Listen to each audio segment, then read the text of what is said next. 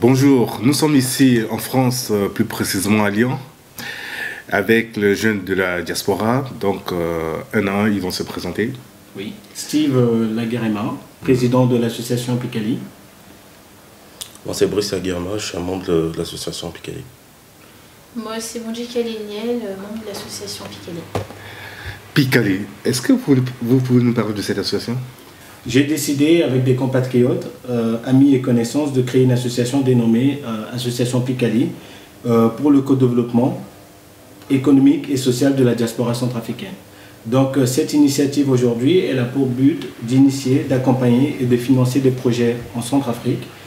L'objectif de contribuer aussi au développement participatif en initiant et en soutenant des projets et des actions de nature à lutter contre la faim, la fracture sociale, numérique et favoriser l'éducation et l'insertion professionnelle.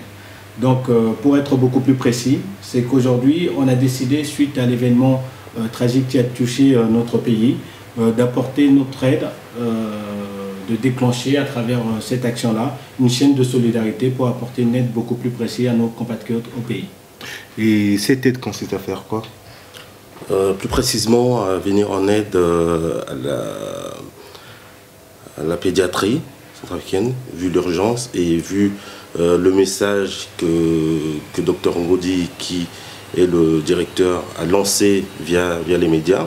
Ça nous a vraiment touché et via cet appel, on a décidé de se mobiliser pour essayer de collecter les médicaments nécessaires, disons les Doliprane et autres, pour essayer de venir au moins en aide à ces enfants qui souffrent aujourd'hui et qui n'ont pas de quoi payer leurs frais de soins. Et comment vous allez faire pour acheminer ces produits? Là aujourd'hui, on a pris contact avec la compagnie Air France qui a décidé de nous aider à acheminer ces médicaments. Plus précisément, en nous faisant à peu près à moins de 5 € le kilo aujourd'hui pour acheminer les médicaments sur Bangui. Donc aujourd'hui, notre but, c'est pas seulement de s'arrêter à une seule expédition, mais de faire d'une manière constante et permanente.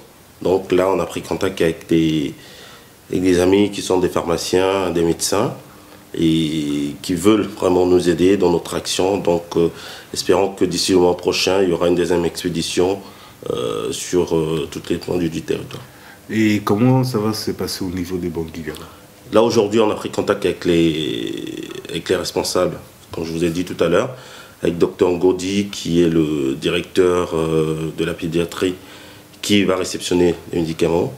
Donc ça sera un don dédié directement à la pédiatrie de Bangui, et c'est lui en tant que responsable qui recevra les médicaments au niveau de l'aéroport de Bangui.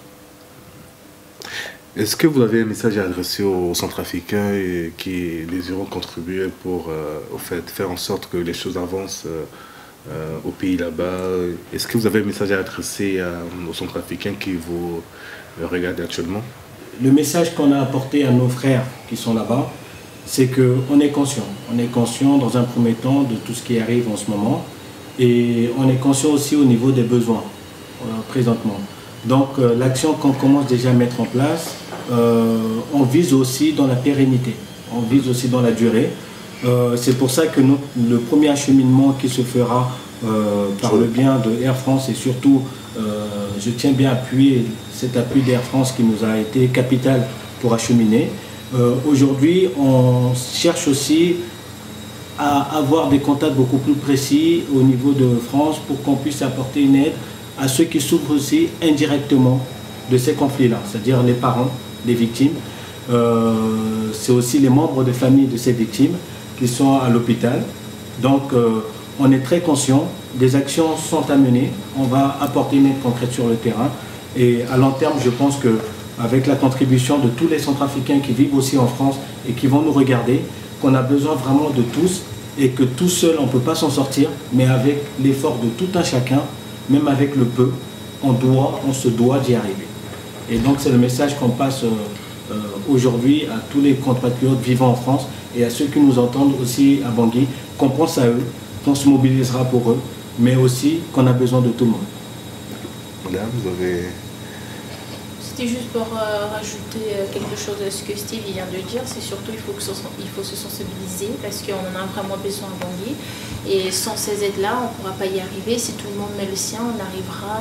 Rien n'est impossible. Et c'est surtout au niveau de la sensibilisation qui est vraiment très important. C'est tout ce que voilà, j'ai à dire.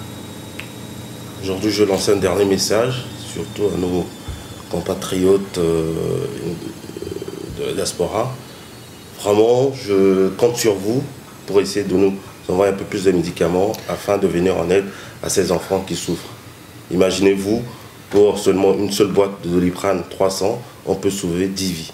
Donc je compte vraiment sur vous pour que ce message puisse être passé et qu'on essaie de venir en aide à ce médecin qui est le seul pédiatre et qui a de la volonté pour sauver le peuple centrafricain, Dr Ngodi. Merci à vous. Voilà, le message est passé. Il faut savoir, plus qu'on en parle, plus qu'ils en sauvent là-bas. Ces enfants ont besoin de vous. L'heure n'est plus au long discours, l'heure n'est plus au querelle. C'est le moment d'agir. Aidez-nous, s'il vous plaît.